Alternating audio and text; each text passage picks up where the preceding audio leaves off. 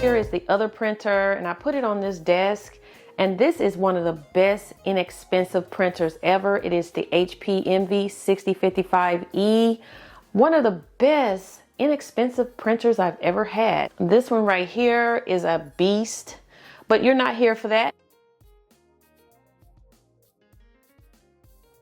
Ooh, I am super excited.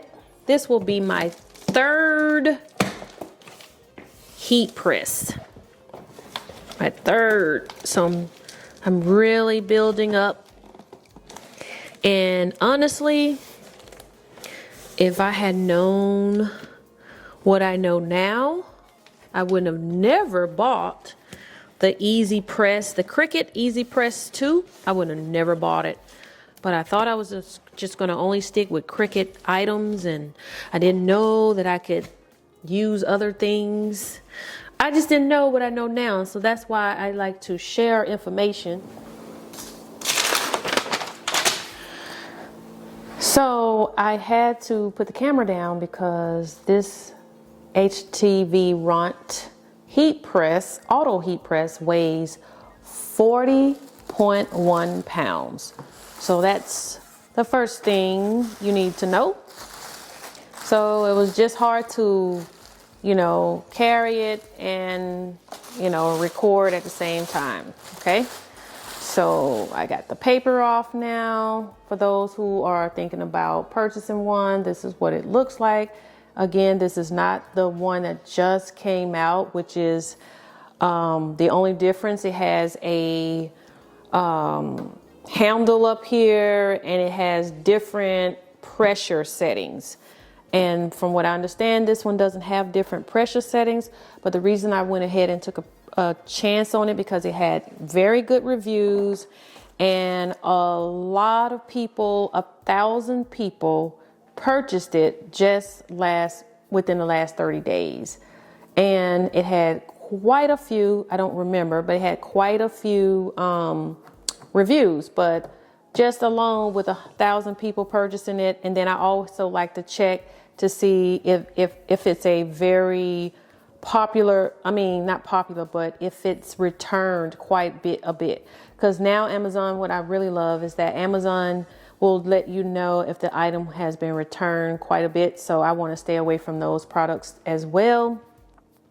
So some of the things you may want to know right off the bat about the item, about this machine. Let me see first how to open it to get it to lift up. It may be locked somewhere. Let me see. Okay, it has a heat press pad on it. I'm trying to see if it's taped down anywhere.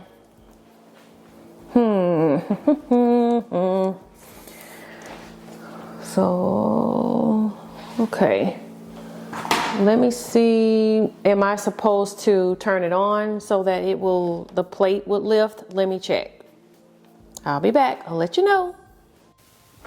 All right. So like I said, it's midnight now, and I'm still up trying to share this information with you guys. So if you're new at heat pressing and all that good stuff, I just want to get you through some of the learning curve. So like I said, it is 40.1 pounds, and the way you open it, it doesn't lift up or anything, and it's not plugged up yet, so you don't have to worry about me getting burned or anything. Didn't unplug it, didn't plug it up yet.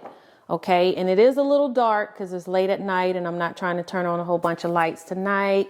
But so bear with me. Hope everything, you can see it very well. So the way you use this, it doesn't lift up like you see a lot of heat press machines lift up, and you put your item in there and then you have a handle and pull it down. This actually pulls out like this. So it's pulled out, okay? And you pull it out far enough so that you can lay your material up on it, okay? And then when you put your material here that you're going to press, then you push it back in, okay? So that is the first step, okay? So just briefly to get you started, this is the power button, this is the temperature button, and this is the time button. Now, you can also take the plus and a minus button and take the temp up or take the temp down. If you have a Cricut machine, Easy Press, any other Easy Press machines by Cricut, this kind of works similar in terms of the temp button and the time button. We have that on the Cricut Easy Press as well. So once you put the time in, the temp in, it'll show up on the screen. And then, of course, the time. That's how long you want it to press for. Okay, and here is the auto button. So if you wanted this part of the press machine to go down onto your material, you can put it on auto. But if you rather do it manually, this is the button for manual. So that R there, it looks kind of like an R in a way.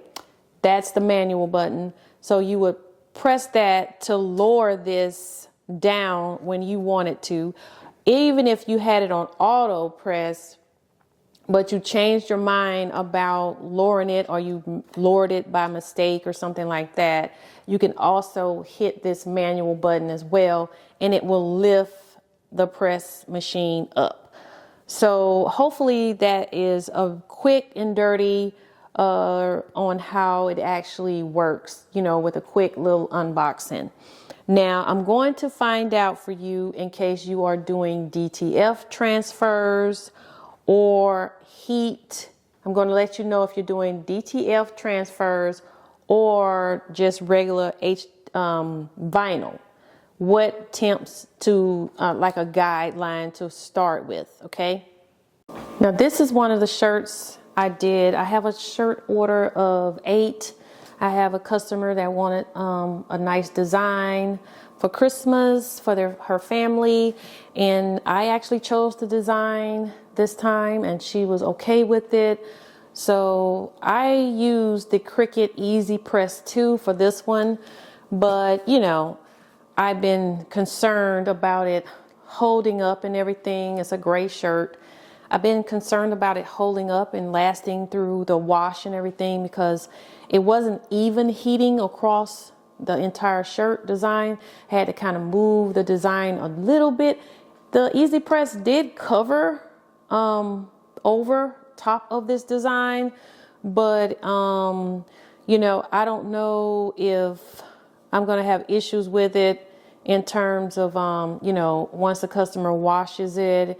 I don't want any letters to peel off. It feels pretty good. Doesn't look like it's going to peel or anything, but I've been wanting this item for a while, so I just went ahead and, you know, made sure I got it for larger jobs that needed maybe more heat, maybe more pressure. I understand that this one does not adjust the pressure, but this should be sufficient enough based on the reviews for what I'm trying to do. So we're going to go on with that. So here is the transfer I have here, and here is another blank. And if you're new to this, a blank is simply anything that doesn't have any type of design on it or anything like that. It's just a blank shirt. You can have a cup that's a blank until you know, put a design on it. You get the gist. So here's a blank for me to put this on here, and like so, and then I'm going to put it in my new machine and see what I get. I'm a little nervous about it because I don't want the design to melt or anything like that. So anything you do for the first time, it can be a little scary, okay? So right now I have it on a random setting because I just kind of want to press out the shirt, the wrinkles and everything, to make sure there's no lumps and bumps and moisture in the shirt, so that I make sure I get a nice press. So I'm going to do that first. And so let me see. Wait. Let me see. So I push it in because this is a manual. I'm doing manual. So as you can see, it went down, and I put it on press for 20 seconds. That might be too long, I don't know. But just say, for instance, I'd say, that's enough. I changed my mind, that's enough. But it's doing okay. But I'm gonna go ahead and lift it back up. So, because I didn't want it to press for that much longer. And it's nice and warm, okay? And of course, it looks a little bit flatter too than it was, all right? So with the temperature on a DTF, and if you're new to DTF, all the acronym for DTF is basically, or it's not basically, it is called direct to film transfer. And you will love direct to film transfer, because if you know anything about Cricut and working with vinyl, when you work with vinyl, let's just pretend like this is a regular vinyl that you printed from Cricut, from your Design Space software, if you will. You would have to go in with a weeding tool and weed out all of these letters on here first. That's a lot of work, especially if the letters are very intricate like this. You would have to weed all that out. Like this is open here. You would have to take a tool and pull that vinyl out of there so that that hole would be there. You would have to pull this out of the hole so that that A will look like an A. You get the gist. So that's a lot of work, especially if you're going to do a bunch of them at one time. Okay. So with DTF, you get a sheet like this from a design that you either created or got online somewhere. It will come on a sheet like this, and all you have to do is place it down on the shirt and press it. And it's called direct because it directly presses down. You don't have to reverse, like mirror the design. Because if this was also a vinyl design where you had to weed the letters out, you would literally have to print this out like mirrored. It's just that it's been on for a while, so it's going to shut off, but that's fine. Okay, so if the letters would have to be mirrored, because you would have to turn the sheet like this. And of course, if it was mirrored, it would be going, the C would be over here. So when you pulled it off, it would go in the correct direction. But this is direct transfer film, so you don't have to do any of that extra work. So that's the beauty of this. Work smarter, not harder. So if it's a design that you know you're going to be pressing all the time, or you know that it's selling, or it's just something you like to make all the time, it will be smart to get it on a DTF, so you don't have to do all that extra work anymore. All right, so now that we got that information all nice and clear, I'm going to make sure that this sheet is straight on here. You can also use heat press tape to hold the sheet in place to make sure that it doesn't move. And usually in machines like this, the design is not going to move because it goes flat down on it. But if you were using like a Cricut where you had to move it around to make sure that you're getting a good press, or you have to press down on it manually yourself, you want to definitely secure it with this heat press tape, because you don't want your design to slide and move around. So I hope that's very, very helpful. And so this is my very first time using this machine, so I'm a little bit nervous, but the best temperature guide is between 320 and 340 degrees Fahrenheit with a time of 20 to 40 seconds. So I'm not really sure what to put this on. So I'm going to try 300 and I don't know, 25 degrees. And I'm going to set it at about 35 seconds or something like that. Okay, so I have myself a little cheat sheet here where I got a little t-shirt like a measure guide. And so I stuck it here, is in the middle. I'm trying to make sure that the design is in the middle, and it's supposed to be 3 fingers down from the collar. So I stick my finger here at the collar just to kind of give myself a little test here. Now, I think it would be most likely above this arrow, but every shirt in design is going to be slightly different. Main thing I'm concerned about is that it's in the dead center as much as possible. Okay, so I just want to make sure, and it's not too low. Okay, so that's why I pushed it up a little bit, because I want to make sure that the design is not too low. Plus, you don't have too much more room anyway, because this is the end of the press pad as well. So you don't want it to go down here, because there's no padding down there either to support the design. So if you want to do that, or I've been eyeballing it a lot, but I just decided to pull my little ruler out this time and try to get a more better, make sure it's a little bit better, because someone paid me for this. So I want to make absolutely sure that I do my very, very best. Okay, so now I have my, as you can see, I got my little Teflon sheet on top of it. Think of this like parchment paper, but you can use it all the time, because with parchment paper, you have to throw it away. So yeah, this is permanent. You can keep it. You're going to see what's happening. It's counting down, or, you know, yeah, it's setting itself, I should say. And I'm going to do a manual press. So I'm going to I'm going to push it in, which I'm supposed to be doing right here, get it ready.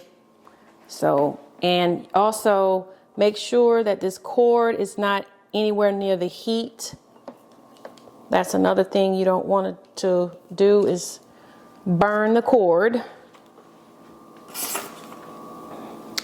Hopefully you guys can see everything, because I'm trying to give you valuable information, because I swear when I look for something, I want someone to really try to show me what I'm here for when I search for something. So there's going to be a lot of people wanting to know when they first get this, well, what should I set it on if I'm using a DTF? And maybe next time. All right, so here we go. I'm scared, but here we go. There we go. It's gonna lower. And it's an auto press, so it's supposed to, once it finishes, it's supposed to lift on its own after 20 seconds. Whew, here we go.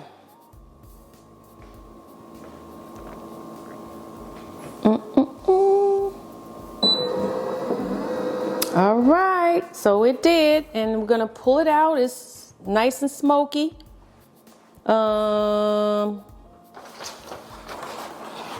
It don't look like it's really pressed into the shirt.